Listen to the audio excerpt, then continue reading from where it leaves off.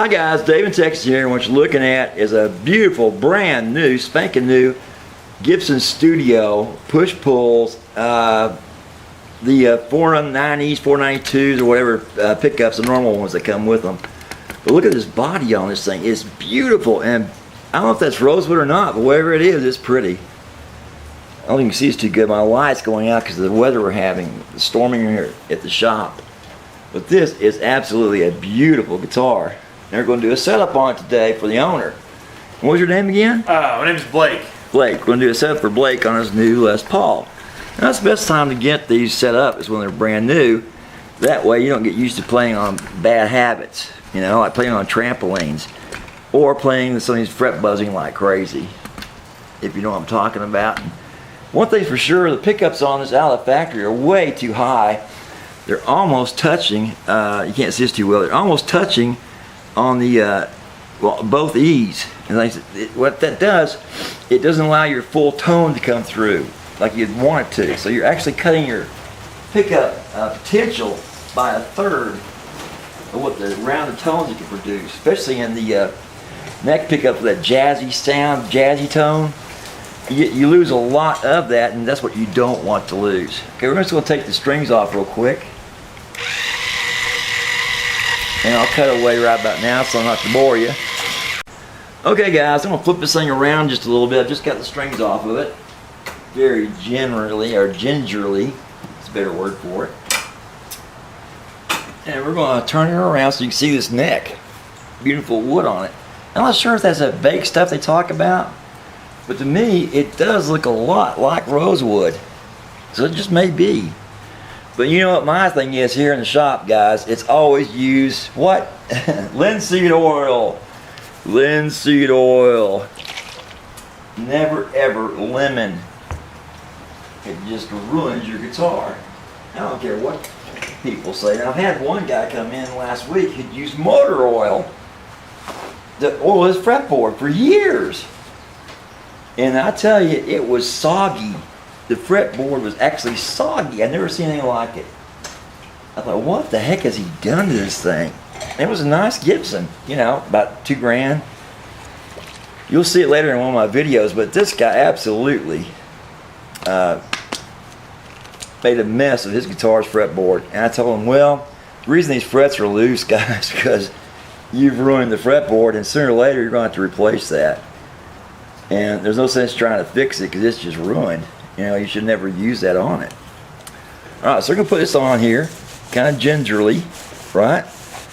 Leave it on for about 10 minutes and come back and cut off any excess. Now, this has never been done, so there probably not going to be much left on it when I come back to do it. Which is good. Right? You want to protect this. And what we're doing right now, guys, we're protecting the top of this guitar as well as protecting the frets from being you know, sharp on the ends like some of these are. And what the heck? They are sharp. Some of these are sharp, dude. You felt that? Yeah, I felt it a little bit, but it doesn't really. Okay, that's no problem.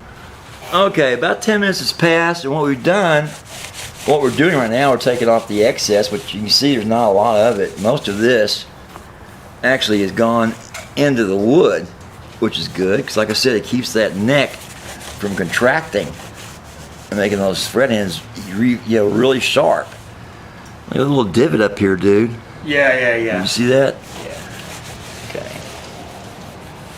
So we're going to do that, and the next step, you know, is the truss rod test. Okay. And luckily we're right there beside it, so we can swing right around to it and get in there a little closer than that. We're going to test to see if this truss rod's working, alright? So we're going to start here. Perfect. And tighten it. Yeah, there we go. Okay, that is a working truss rod. David, I'm going to bring the truck inside because the dogs are back. Yeah, go ahead. You'll need the leash because they'll chew your ass up. We have 2 Dobermans. Ah. And yes, they're not spring late. So hopefully when I see you, they just don't jump out the window. Of course, that one is friendly as can be. Right. Little sad face there, Kiwi. Okay, we're still running. Okay, so we're gonna put that back later. In the meantime, we're gonna zoom back again, and we're gonna take a zoom back again. We're gonna take a look at how straight his neck is, and it should be perfectly straight because Gibson sends them out that way. They don't put any relief on them normally from the factory. All right, they let you, you know, tend your own devices and figure out how to do that. All right. And sure as we're shooting,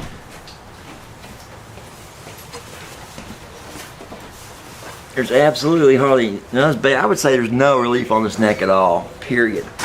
But it's not bowed, it's just straight. It's just nice and flat. Now, some people go, well, why don't you go ahead and put a little bit of relief on it? Well, if it doesn't need it, okay? You don't change the neck just because you're there, you know, and can change it. That'd be silly. Okay, and I'm about to walk off with his little tool, too. And something else you guys need to be aware of, they've changed a few things up on the Gibson. The nut is 5/16, but there's not as much board underneath here. I'm sorry, there's not enough relief underneath here to get my 5/16 tool because the lips are the body of the tool is too thick.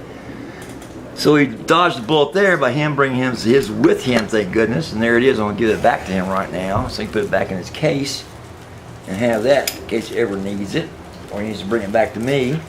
So I have to do any digging on it with a chisel. And that's the last thing I want to do. But sometimes you have no choice. There you go. Thank you. Okay, so next step is to check out the let's check out the back of this, let y'all see that too. And I really want to put those back on here now since it's off. So hang in there, guys. We'll put the truss rod cover back on again. All right, anyway, it's to keep the fretboard from shrinking and exposing those frets even more. So hold on, we'll let this cure up. So we finished waxing up the back. Let's go ahead and start polishing up the back. Let's go ahead and polish up the front of this since we had the strings off it already. We don't want to get this all over the place. Where did I put that little puppy?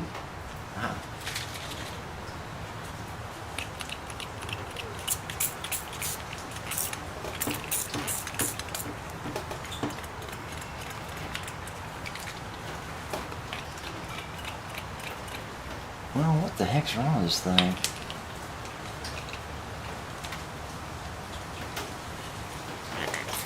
There you go. Just wasn't down in it. Alright, and we're still filming. Yes, we are. We're going to clean this up for him. Make it nice and hands and fingers free, especially my dirty hands and fingers. It's always best to do this, guys, when you got the strings off. You know, dealing with the strings on, kind of a waste of time. You gotta spend so much time dicking around with it. Okay, now, next step in the process is to clean these frets up. What am I saying? They're perfectly clean. How long you had this, a week? Yep. That's a waste of time, guy. You know, I'm looking at this, guys, and they're perfectly clean. And you know, if there's any type of anything on them, I'd do it, but they're slick too. All right, so I take my finger across. Where are we here in relationship? I take my fingernail across. I let the weight of my thumb guide it. It's just like glass, so that's a waste of time. All right, so we don't need to do that. Let me put those away. Okie dokie. And we'll put number 10 Digaderias on this guitar. That's the way it plays best. All these Les Pauls play 10s the best compared to 9s, which I think are just way too light for this guitar and what it does. Alrighty. So, first things first, let's get the hardware back on it. And we'll start making our adjustments. And like I said, they are too low.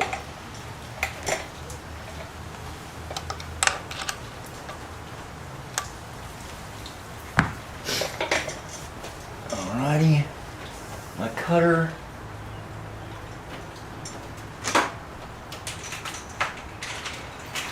I'll tell you what, my bench is just so cluttered this week. It has been a long weekend, my friend. A long week. Right. All kinds of stuff came in. Pedals, amps, guitars by the dozens, you know. And they have the, oops, sorry. Alright, now on this brand new Les Paul, what the factory's chosen to do is not to put 50% of the string down into the nut, but only like 20% of it. So it's this just barely in there on all these strings, especially the high E string. That's a little concern, but the owner says there's no problem with it popping loose, right? So we're going to leave that just exactly as we found it. And if later he comes up and goes, you know, like next week goes, something's going on, I don't like this. What we'll do is we'll fix it for him. All right, now I'm going to go up about 1/2 turns because he wants to do a drop D. We'll come back, I always do, I counter wrap it, all right? We'll go about 2.5 turns around that post so he can do all the drop tuning he wants to do. As well as you have to take those pickups out or any type of maintenance work on the guitar. You don't want a speed wrap on this. It's always beneficial, guys, to avoid the speed wraps unless you're playing in a band and you have nothing to replace your guitar with on stage. Do not speed wrap your strings. It's really not to your advantage. Because then you're kind of SOL when it comes to doing any type of, you know, alternative tuning. Now, do you like yours cut short or can you want to see them? Short. Okay, now I'm gonna cut these, right? Is that short enough? That's perfect. Okay, good deal. All right. Where's my next one here? That's wrapped. Okay, am I still filming? Yes, I am. Any of the blunders or whatever, I always edit those out anyway. You know, so it doesn't look like I'm silly or something. All right.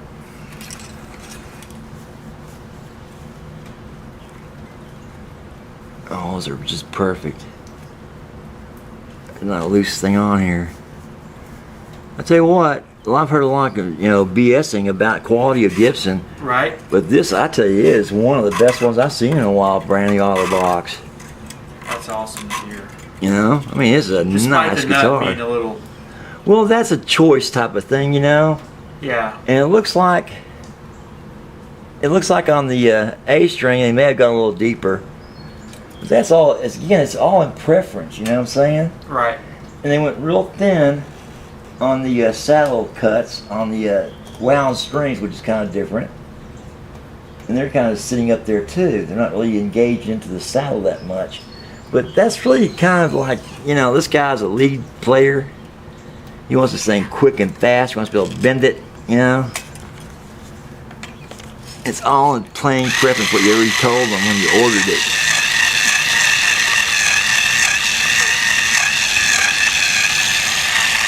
So I've got a studio over there I got like in 2008. When they first came out with the computer boards for the inside of the electronic controls. I had them make that to my specifications, and the guy at the shop in Tennessee kept saying, "Don't you want any binding on this? Don't you want any superfluous bullshit on it? You know, so we can charge you more?" Oh, no. I sent in the neck specifications, there's the weight specification. I said, try to keep within all these. Right. I told them exactly what I want in it, you know, and they built me one. $1,200 for a studio. But it's one of the best playing guitars I've ever owned. And I've owned some really expensive guitars. Now, I compare my studio to any top level Les Paul out there right now. Sound and playability. Right. As well as my PRSs. It's just as good, you know, or something better than them. Okay, we're going to cut away, not boring anymore.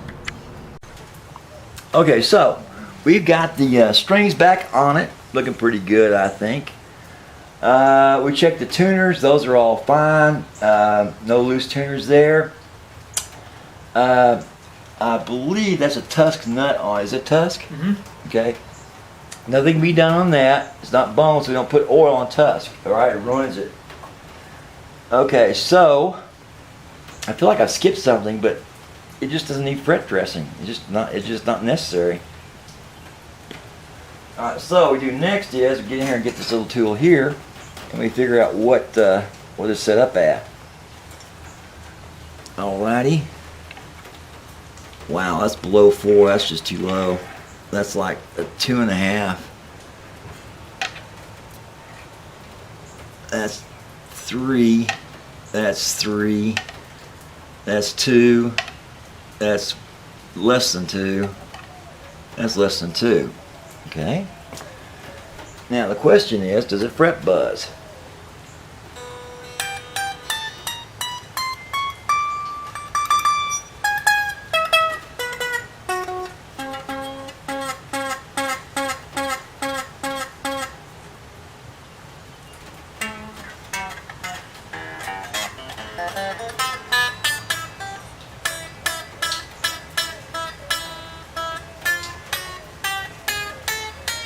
This one's at 2, alright? So I need to come up, alright, on the low E and the high E, both of those, just a smidgen, right? So I'm thinking I'm going to get these up to 3, and get this 3 up to about 4 on these adjustments, okay? And I don't think, yeah, I can turn it. So I can turn this thumb wheel up some.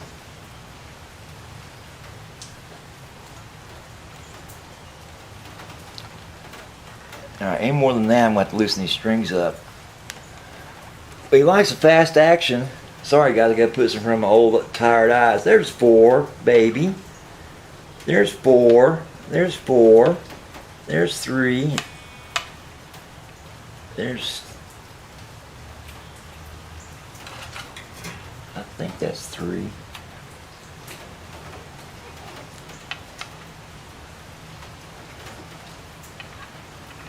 No, that's still 2. What's going on with that? That's 2. Son of a gun. That's... Well, wait a minute, wait a minute.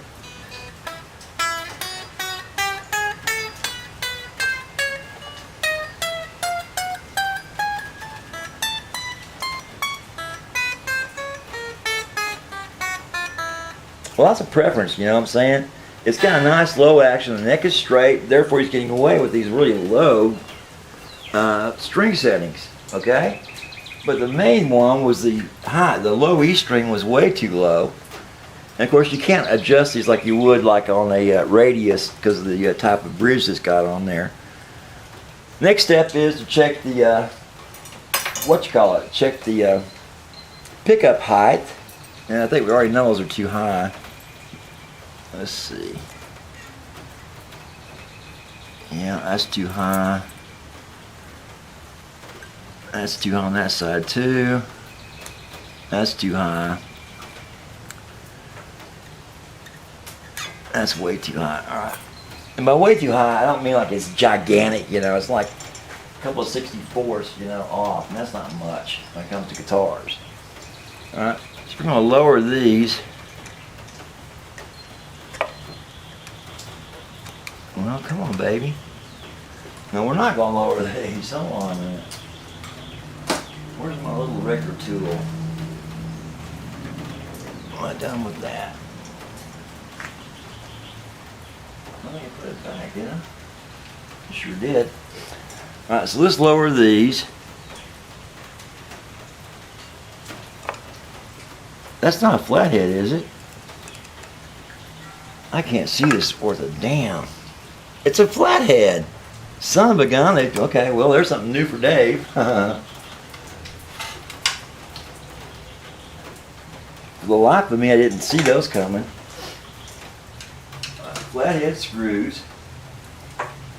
That's what happens when you got a dark shop, guys.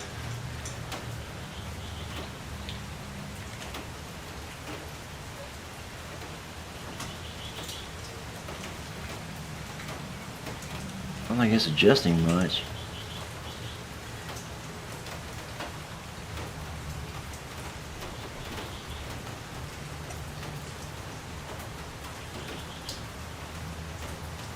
It's doing some. Of course, it's no big deal to lower too much. You can always come back up again on it. That's not the problem. I'm still lifting up on that string though. Same with that one. Still too high.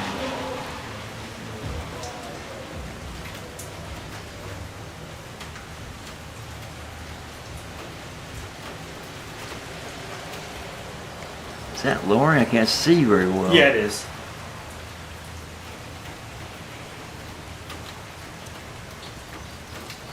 This is just much higher than the other. It's not adjusting as well as the others either. I don't want to get it any much lower than that. Dang.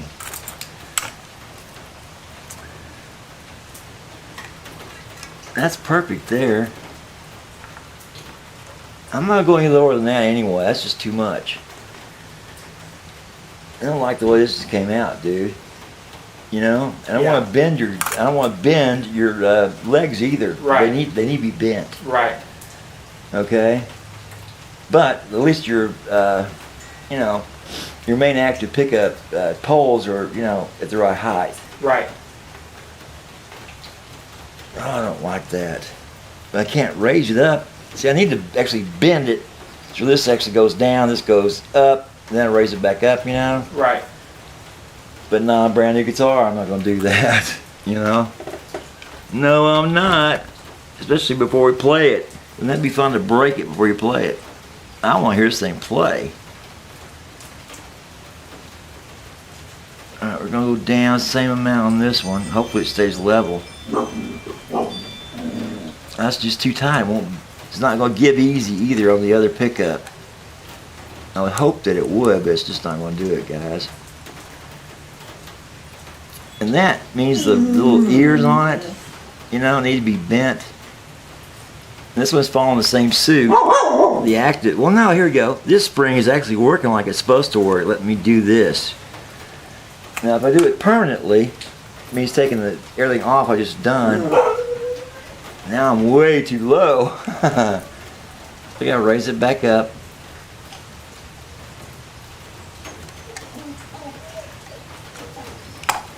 And I've never liked the way they mount these pickups. I always thought it was Mickey Mouse. You shouldn't have just you know, one bolt on each side to adjust it with. I always thought you should have two, you know, so you can do a rocker like that instead of teeter-tottering it like this.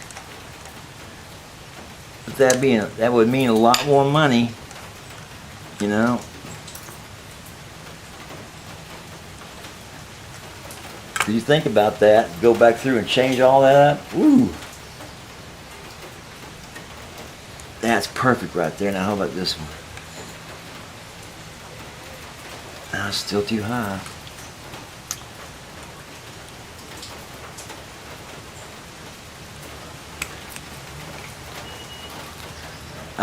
Ta-da! Okay guys, we're going to cut away, we're going to tune this guitar up, and then we'll intonate it, so hang in there.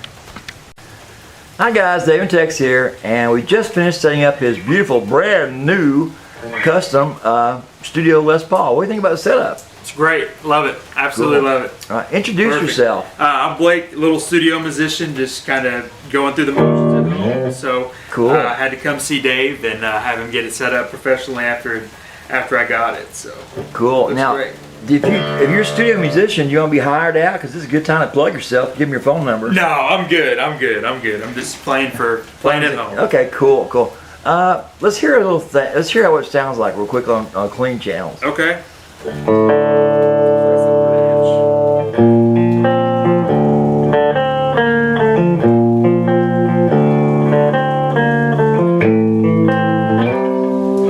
It's great.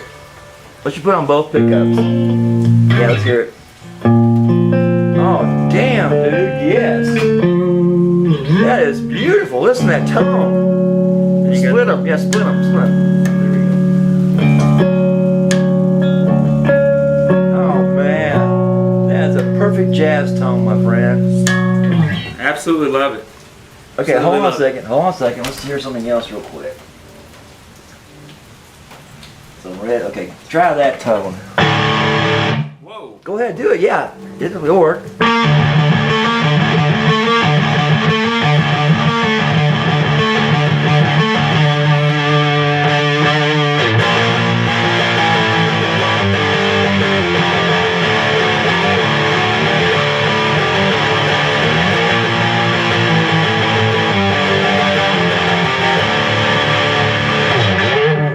Wonderful. Cool. Great. Can we hear some more? Oh, Sure, I guess. Yeah.